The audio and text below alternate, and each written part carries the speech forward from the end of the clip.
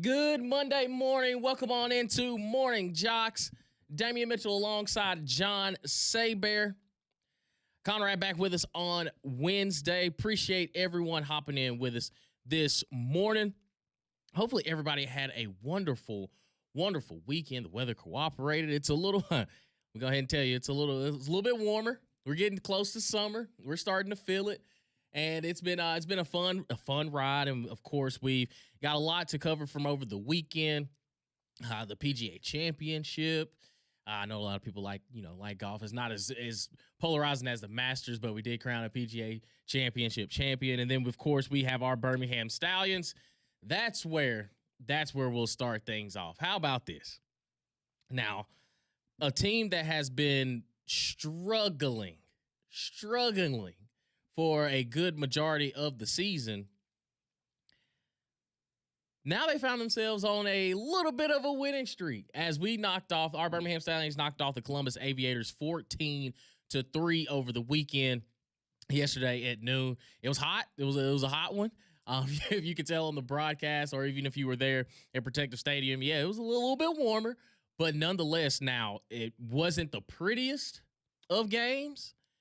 But at this point for the Birmingham Stallions, a win is a win.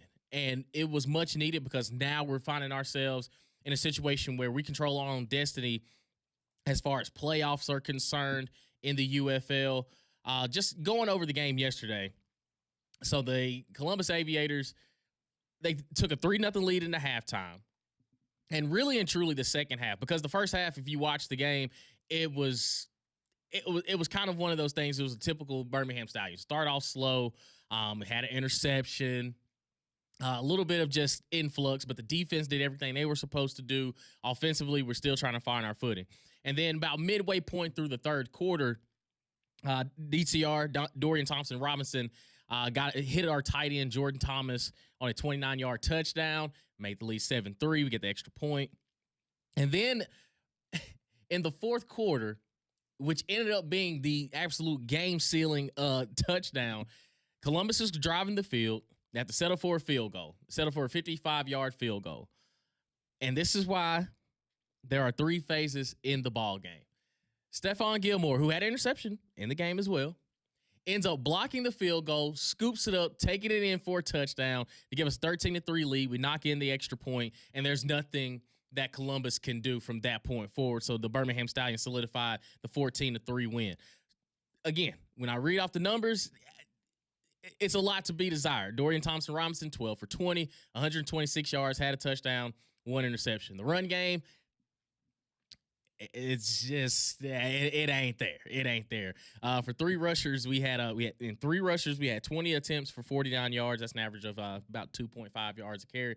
Tyrion Davis Price, 8 for 21. Snoop Connor, 7 for 21. And Dorian Thompson-Robinson gave you 7 yards on 5 carries as well. But all in all, when I came away from this game, you're sitting at 4-4. You've solidified the four. Well, not solidified, but you have the 4 spot. You own the tiebreaker pretty much on everybody below you, and you've got to follow this up. You have to follow this win over Columbus with another matchup with Columbus on Saturday at 2 p.m. on the road. So really and truly, you got this one. You needed this one. You follow this up with another win. You've pretty much, depending on some things, I know Louisville might have something to say, but right now you've owned the tiebreaker on the teams that are below you. As long as you win out, you're in the UFL playoffs, and you need it. And now with Louisville knocking off DC, like the margin of error in the UFL is extremely slim, 1,000%. They're next to nothing. Who would have thought a week 1 game is the tiebreaker right now? The Right. only reason. Well, I don't know, maybe there are other tiebreakers, whatever. But the main reason that Birmingham is technically in the playoffs right now and Louisville is staying there on the outside looking in is because that 15-13 week 1 victory at Louisville to start the season. Like that's really it. Both teams are sitting at 4-4 right now. So Birmingham, like you said, the margins are razor thin. And even for Louisville, like, they have They have the Dallas Renegades next, and then these same Columbus Aviators. Yeah. So they have a relatively easy schedule too. Birmingham gets the Aviators again. Now this time they have to go to Columbus, and then they will close it out with Houston Gamblers. So both teams have relatively easy paths in front of them, and Louisville will need Birmingham to slip up at some point. Otherwise, Birmingham, if they don't falter, like they're in, which is great and phenomenal. Then they will have to they'll travel to Orlando, the only team that has clinched a playoff spot, in the UFL. But Birmingham, like you did what you needed to do. You had to get that win. But here's the thing, though. You've got to get the next one. Yes. And then you've got to get the next one after that. Like you're in the playoffs right now. Your playoffs started 3 weeks ago when you got that first one, because otherwise the season would have been done. And that's great that you got that one. But then you got the next one because you needed that one. Then you got it yesterday, which is great and phenomenal, and you keeping the train rolling. However, you still need the next one. Yeah, and for the Birmingham Stallions defensively, you did everything you were supposed to do.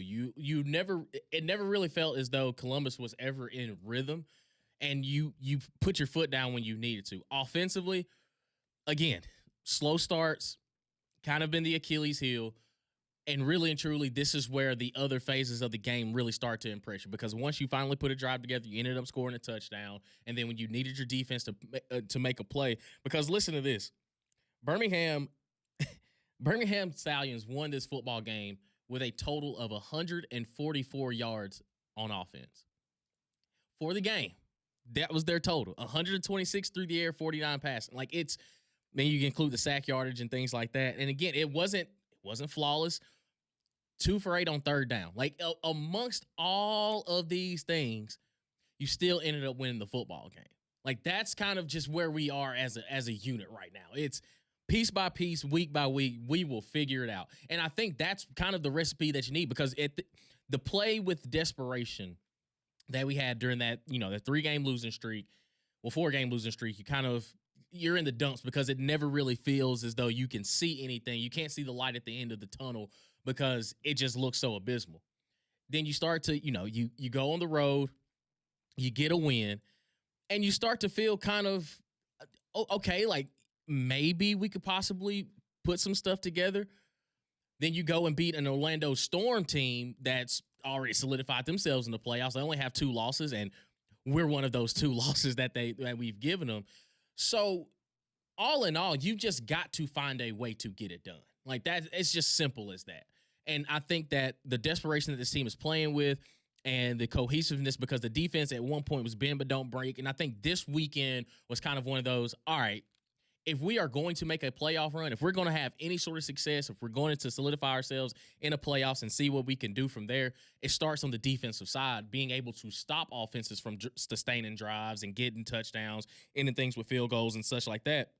But offensively, man, we're just piecing it together. And I do think the addition of DTR on the offense, yes, it has its highs, it has its lows. But as far as us stretching the teams vertically, keeping a lot of defenses at bay because DTR's ability to scramble, make plays, do something in the run game, we're kind of in that mode of whatever's rolling for us, let's just keep going with it, because we don't have a bread and butter situation where we can just call a play that we know is going to be effective, because we really don't. We really don't, because if you could have told me this, 4 or 5 weeks ago when we're scoring 30 points against St. Louis, like, okay, yeah, our offense is going to figure it all out. The defense just got to make a stop here and there. Well, now it's kind of the defense is, hey, we are doing everything we possibly can to keep us in the ball game. Offensively, we just got to figure it all out.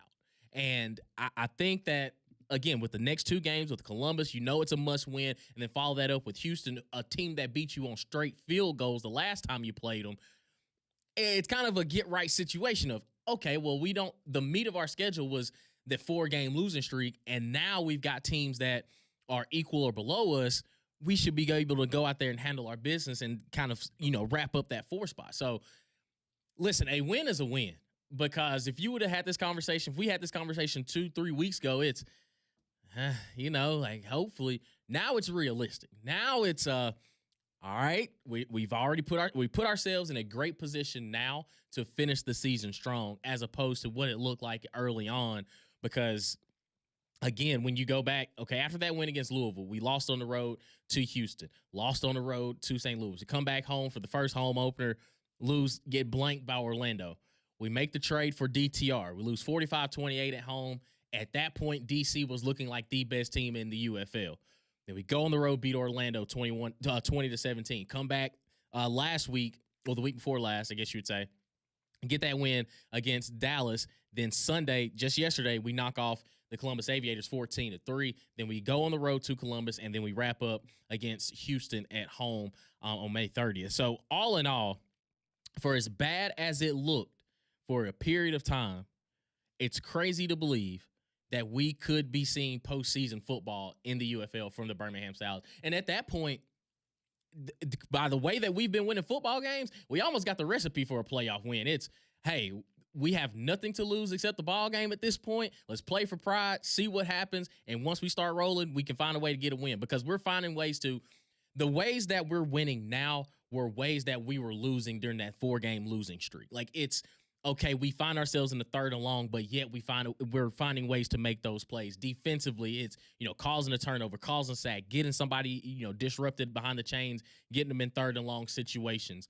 And then now adding to the special teams effect, we're blocking field goals, we're scooping and scoring. Like, those are the things that we needed. Those are some of the breaks that we needed to go our way, and we're finding ways to get those things done. So all in all, 14-3, the Birmingham Stallions over the Columbus Aviators. We will take it, no matter how you slice it up. But now, like John said, the most important game, and you hear a lot of coaches say that the next game is the most important game. Well, in this case, it is. It absolutely is. It absolutely Birmingham is. they're in the playoff hunt, but they got to think that they've been on the playoff hunt for the last couple of weeks.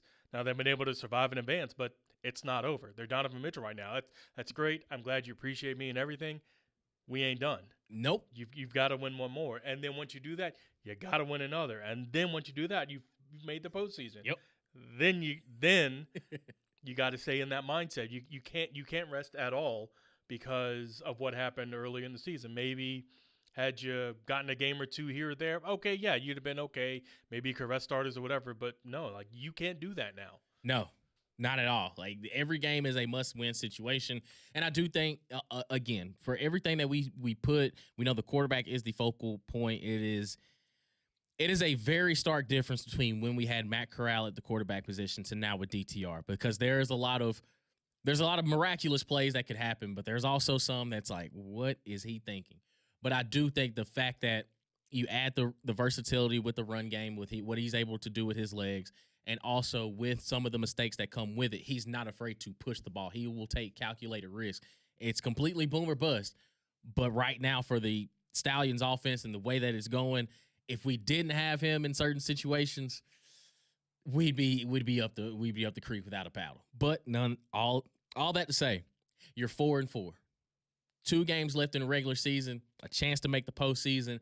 Everything is still in front of you for the first year of the A.J. McCarron-led Birmingham Stallions 2026 season. So we'll table that discussion for a little bit later in the show. A lot to recap over the weekend. We got some recruiting news on the Auburn side. It was Big Cat weekend for recruiting. Of course, we have PGA championships and also the SEC baseball tournament getting ready to start up here in Hoover the next couple of days. We'll lay out the bracket and see how everything goes for our local teams and also the SEC slate. All that and more on the other side. Keep it locked right here on Morning Jogs.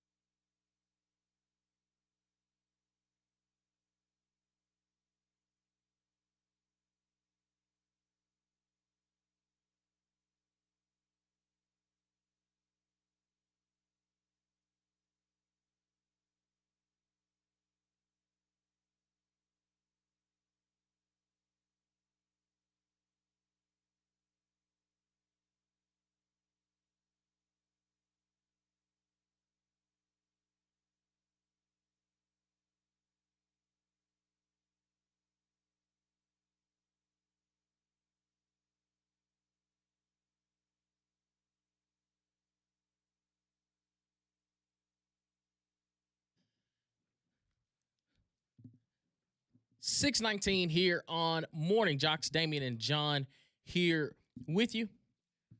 205-834-9450. Your text message, your calls, always welcome. I'm going to tell you, man, a long summer of heat and humidity is ahead. Keep your home and family comfortable with America's most reliable HVAC brand, Trane. And to help, Trane is offering up to a $1,350 rebate on select home comfort systems. Learn more and find a specialist near you at Trane.com. So PGA Championship, Aaron Ray ends up taking it home over the weekend, finished with 9 under. First off, did you know what the total purse is, what the prize money is for the PGA Championship? I did, in fact, did not look that up, nor look. My guess, I'm going to say $8 million. $19 million. That's sad. I almost guessed that. But I was like, no, that's too high. Let's back it down a bit. $19 million. John Rahm ends up finishing second. And everybody was talking about Rory McIlroy and just he finishes 4 under, but the first day was a little rough. It was a little rough. And let's be honest, that typical Rory. Yeah, you're riding high. What we've seen him in the past do, yeah. Like he's sitting there, he's riding high from the Masters, and he won the green jacket. So he went back to back, and it's kind of like, it is what it is. I know he wanted a good showing, but nonetheless, that Aaron Ray ends up getting the PGA Championship there. And again, take home $19 million. I think you'll be good to go. But we have exciting action coming up this week here in the city of Birmingham, primarily in the city of Hoover, with the SEC baseball tournament. And like years past, now with the conference expansion and things, all 16 teams will be represented in the SEC tournament. Georgia gets the number 1 overall seed, followed by the University of Texas. At 3, Texas A&M, and at 4, we have the Alabama Crimson Tide. So they won't be able. Well, they won't be able to. They what they've done in the regular season, you want to get a chance to see them until Thursday. Alabama will have game 10 total through the first 2 rounds, but then they'll have the first pitch there on Thursday night, approximately about 7:00. But the way baseball is, they'll try their best to get started about 7:00, but there's no telling. And if you've looked at the forecast, it ain't. No. Yeah. Nope. Sorry. We'll just say fingers crossed that the first pitch will be somewhere between 7 and 7:45 or 7:52, somewhere around there. But they won't be playing until Thursday. Auburn comes in as the 6th seed. They will be playing on Wednesday, and they will have the winner between the 11th seed Oklahoma Sooners and the 14th seed LSU Tigers. But just kind of giving the first round getting started at 9:30 tomorrow morning. We have the 9 seed Ole Miss Rebels taking on the 16 seed Missouri Tigers. Followed that up with a 12-13 matchup with Vanderbilt and Kentucky. And then we have a little bit of a break. Then in the afternoon slate, we have Tennessee taking on South Carolina. And like I said before, Oklahoma and LSU at 11-14 seed matchup. And the winner of that takes on Auburn. And Auburn's path right now, they win, they'll take on Texas A&M. And then you kind of just, you're going from there, because I do think that the SEC, and again, I haven't been as dialed in SEC baseball play, but this is usually the time. Hopefully I get a chance, depending on the weather, seeing, going out there, getting a chance to see SEC tournament there at Hoover, because it is a lot of fun. If you hadn't had a chance to go out there at the Met, again, every SEC team is represented. Even teams that in years past that didn't have a chance, that wasn't playing in the tournament, they would still come out, tailgate, have a good time, watch a lot of baseball action there at the Hoover Met. Do you like that? That every team's in? Yeah, I don't really have a problem with it, because it's very similar to the basketball version of it as well. You just never know. And baseball is kind of one of those things. You can catch a hot streak in a couple games, and then boom, you mess around. You're in the championship game. Because baseball is just it's so much different. It's just so much different. And I don't know. Part of me is okay with having every team, but I don't like that it's single elimination.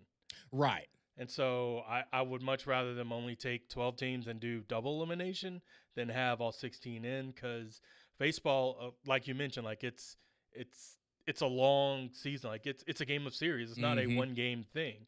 And so part of me wishes that they would have fewer teams and It's different from basketball because basketball, yes, even though you see in the NBA whatever their postseason's done over a series, but once you get to postseason, especially in college, like it's just a one game. Whereas baseball, you, a game could be totally different depending on how the pitcher is. Yeah. Two different pitchers will pitch two different games to make two totally different teams. So to only have it be single elimination, it just feels weird. I mean, I'm okay with it. I'm fine. I'm not going to complain about it. But I don't want to. I don't also don't want to come across as the old man yelling at the lawn like, oh, how dare they not? I mean, it's fine. I understand having every team in because that can make for exciting. Like if Missouri, who I believe they're the first game, Missouri's the first one, taking on Ole Miss at Tuesday, 9:30. If all of a sudden they're playing on Saturday because they went on a tear and upset Ole Miss, Mississippi State, and then Georgia. It's like, wow, okay, like that will be a story, and that will be fairly exciting. Yeah, and again too, it's just kind of one of those things because it's just some of the action that we get around there.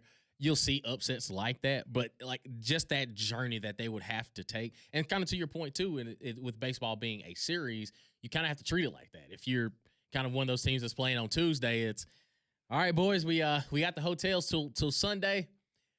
We got to figure it all out, and I think that kind of adds a little bit of intrigue to it. But also, I'm with you with sometimes that we've seen guys that teams that have been in the losers bracket mess around there and find themselves playing on Sunday because they've they may have taken the road less traveled because of just how the tournament setting is, and it's just man that one game got us, but you're able to kind of get your retribution as you continue to win and getting yourself out of that side of the bracket too. But now with all 16 teams being involved in it, you just got to win and survive in advance. And a lot of these teams too have they know that they're probably more than likely going to be in the College World Series. So it's more of a seeding purpose and kind of just seeing where you are.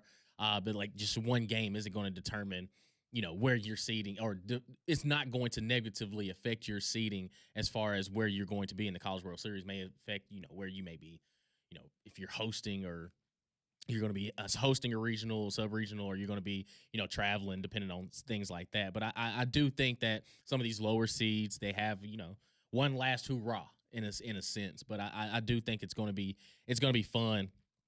Nonetheless, there at Hoover. Again, first pitch tomorrow at 9:30 between Ole Miss and Missouri, with Vanderbilt and Kentucky to follow them on that note. So we transition a little bit to college football. Had some news on the recruiting side of things for Big Cat Weekend there on the plains of Auburn. They land 2027 linebacker Kareem Palmer, who committed over the weekend. 6'2", 210-pound linebacker chose Auburn over Mississippi State and Texas A&M. So it looks like Alex Golish is continuing to recruit at a high level. And again, with so much change and, now with DJ Durkin being retained as the defensive coordinator, you look towards the future of what Auburn could be. He's in the ground running. And you're getting a guy, again, 6'2", 210. Got another year of high school football, but at least he's at this point knows that he's going to continue his career there on the plane. So we look forward to see what the future holds for him. 205-834-9450. We'll get to your text message, your calls on the other side, recapping a great weekend from PGA Championships, the UFL season, the Birmingham Stallions. If you were out there protective, how was it? How do you feel about the Stallions moving forward? Just anywhere you would like for it to go on the other side. Keep it locked right here on Morning JOX.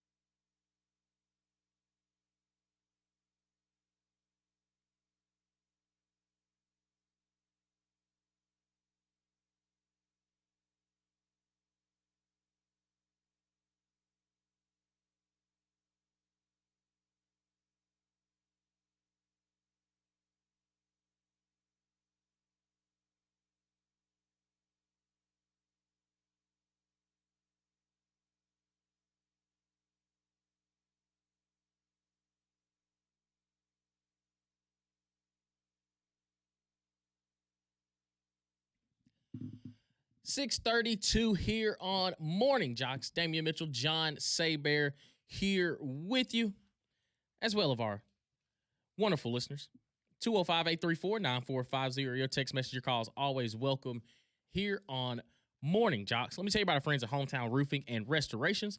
Trust the experts for your roofing needs. Over 1,200 roofers in the Birmingham area. Make sure you can call someone you can trust. Hometown Roofers is family-owned, grounded in faith, and community-oriented. Their customer satisfaction focused with your needs in mind. You can count on honest communication. The goal is to get it right the first time. If it's an insurance claim, call Hometown. They'll take the ball for you, so you don't have to worry about the red tape and back and forth with the insurance company. Only top-quality materials. Hometown is certified with 2 of the best national brands of shingle, and they offer lifetime material warranties. Financing is also available. Wonder if you have an aging roof or roof damage, Hometown offers free inspections. Rated A+ by the Better Business Bureau. They can also handle siding, windows, gutters, and other minor remodels. Give them a call at 205-984-4777 or visit htroofers.com. Again, that number 205-984-4777 or their website htroofers.com. Hometown Roofing and Restorations.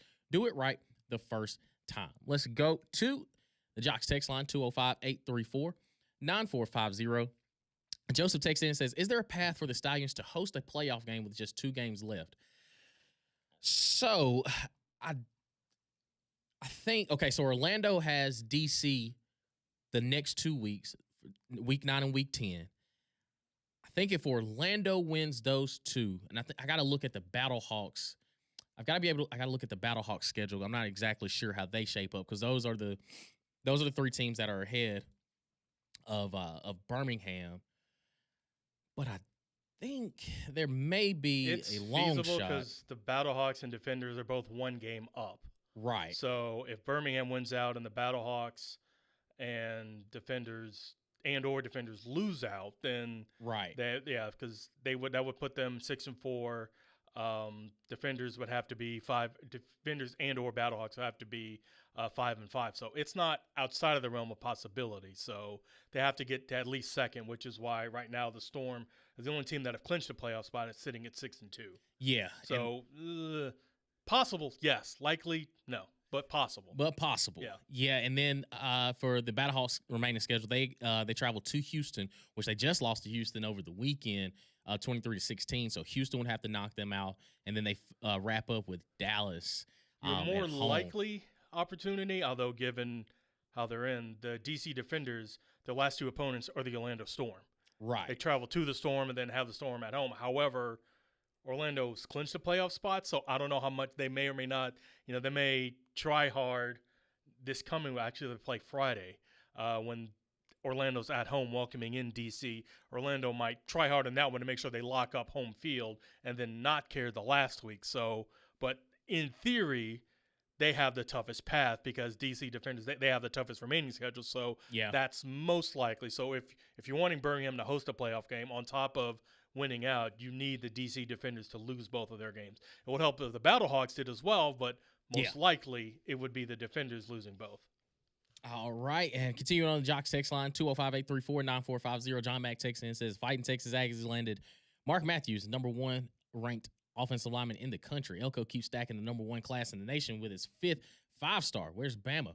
Wait, number 37 with only 1 5-star? The future looks bright with old Caitlin DeBoring. Oh, wow. Boy.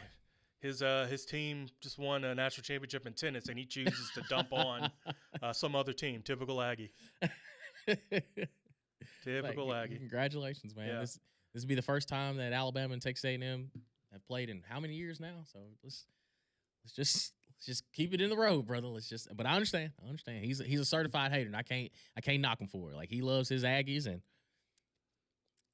so much so he's thinking about Bama right now instead of his own team. But okay, sure, his own university. All right, that's fine. You should hear the way he talks about Texas, and it's well, brother, when are y'all gonna knock him off then, man? Well, understandable. I mean, they hate him. It's in there. It's in his name. It's literally in his name. They wouldn't have A&M without Texas.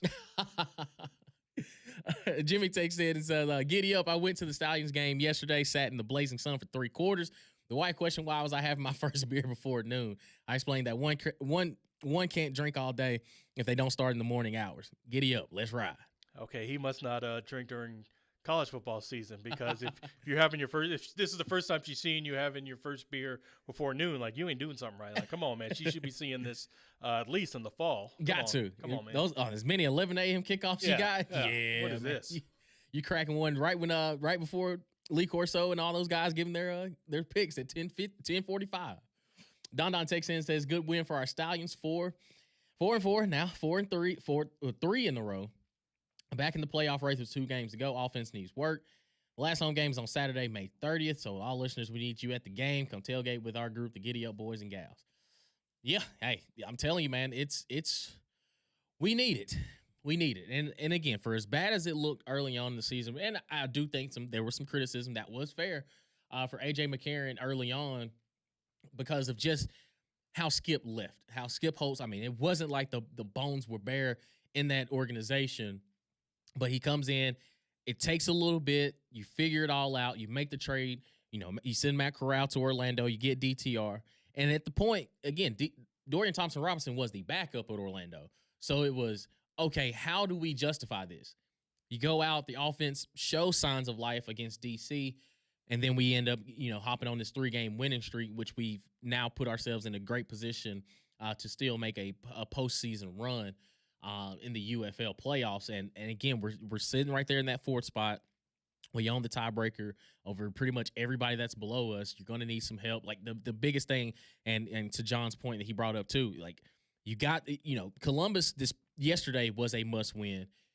It is even a double down at this point for a must win situation with Columbus on the road this Saturday. And I don't know if 144 yards of total offense is going to be able to get that done 2 times in a row. So this offense, you gotta find some sort of life, some sort of consistency. I think defensively, you've put 2 weeks, back-to-back weeks where you could have folded. You've given up, some drives here and there, but you found a way in the end to get it done. And even on the special team side of things. Now, Anders Carlson, I know he's an Auburn guy.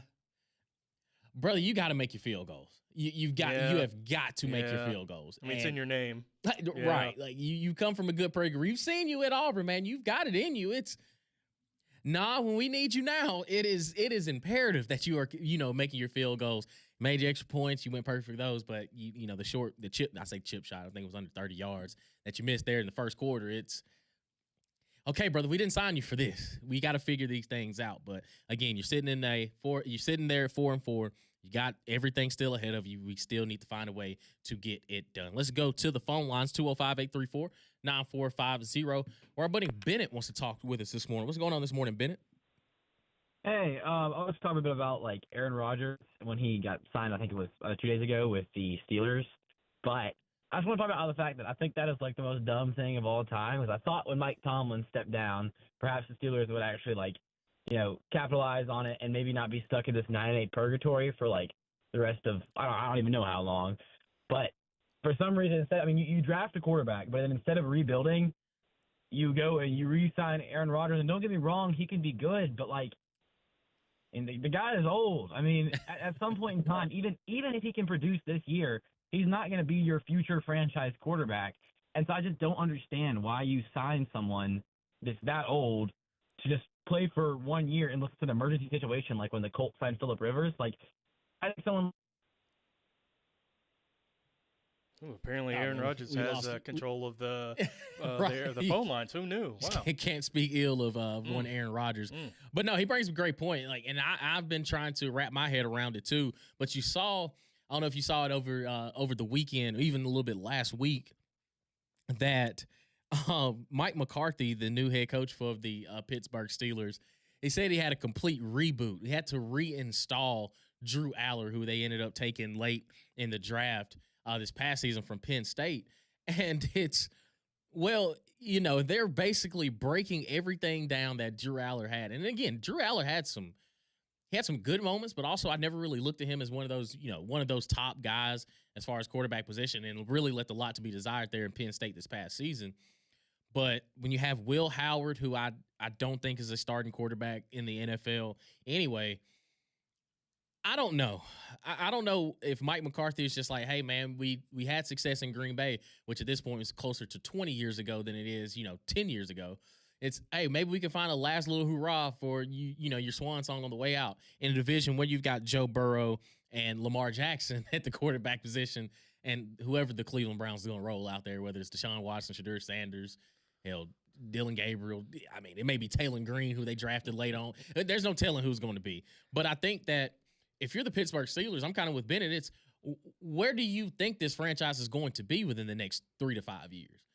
I guess I'll say this: if you're Pittsburgh Steelers, who would you have gotten? Really and truly, Who would you have gotten that was better than Aaron Rodgers this past year? I know he's old, but who was out there? Malik Willis? You could have signed him. Yeah. You want to bring in Kyler Murray sight unseen? Or is this a situation now? Let's put aside how much they signed him for, because I think that was dumb. But let's just put that aside for a moment.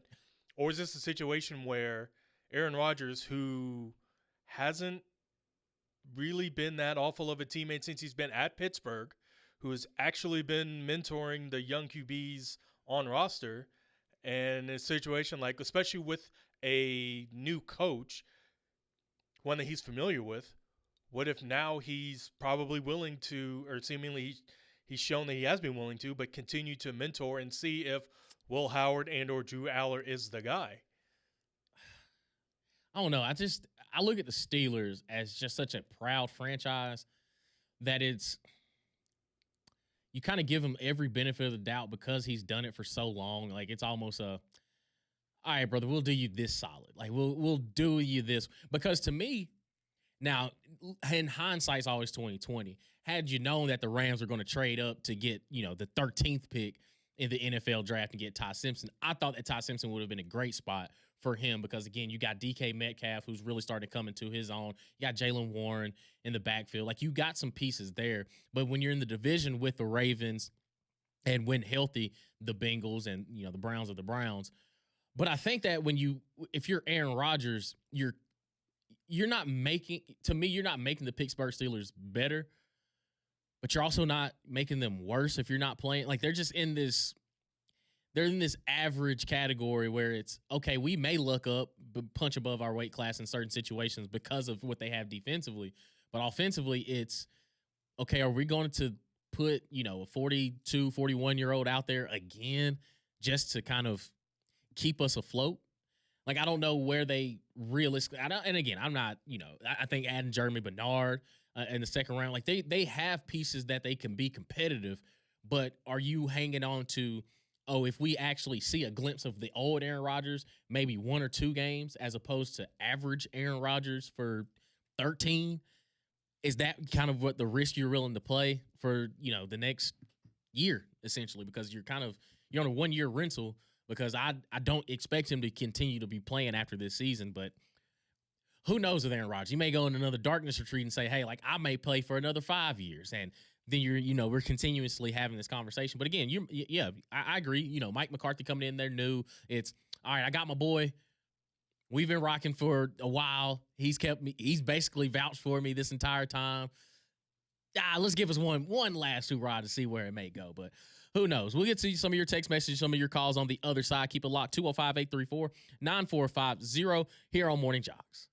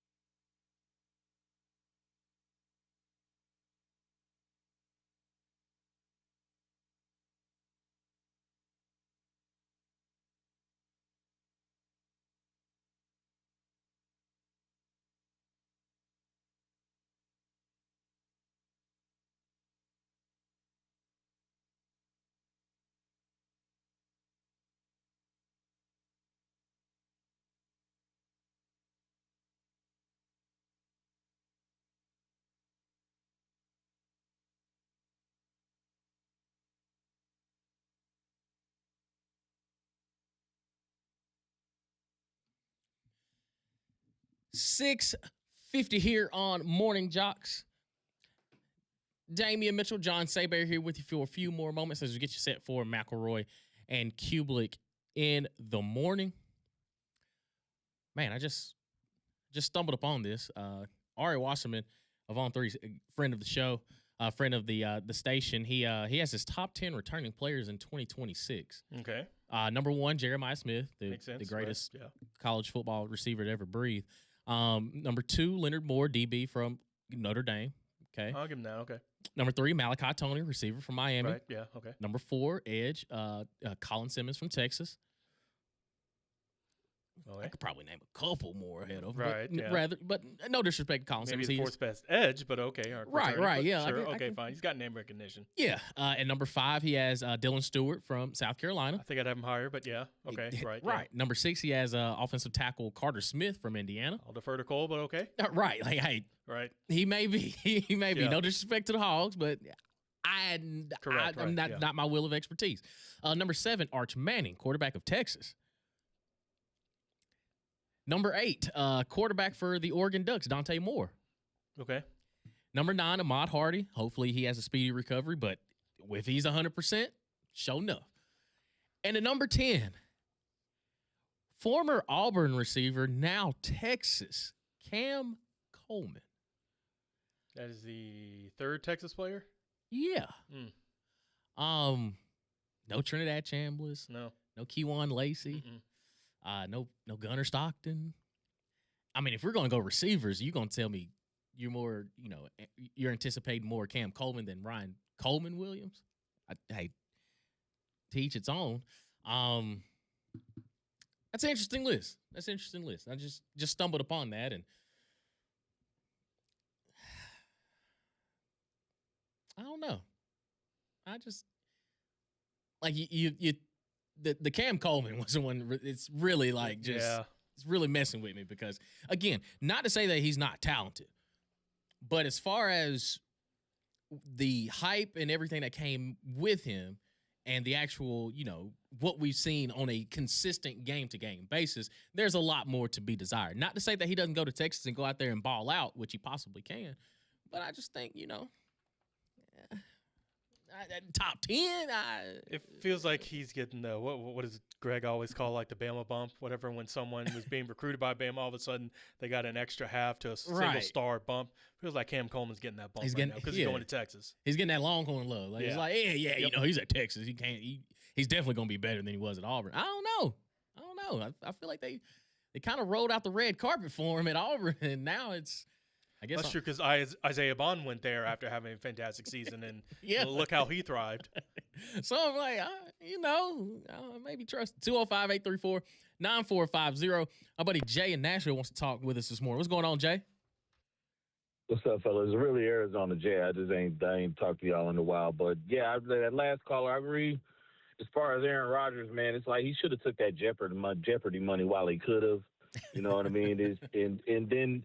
I think you guys hit it on the nail. Like, the Pittsburgh, they're proud to a fault. Mm-hmm. You know what I mean? I would have just like, okay, hey, enough, Aaron. And the horses you already have in the stable, I would have rolled with them. And you probably would have had a losing season for the first time in a long time, but you would have been able to have a high draft pick because there's some good quarterbacks, I think, coming out of the next draft. But really, I wanted to call about the Game 7 last night. I'm glad Cleveland, made it through. It would be awesome if Cleveland made it to the final for the first time without LeBron.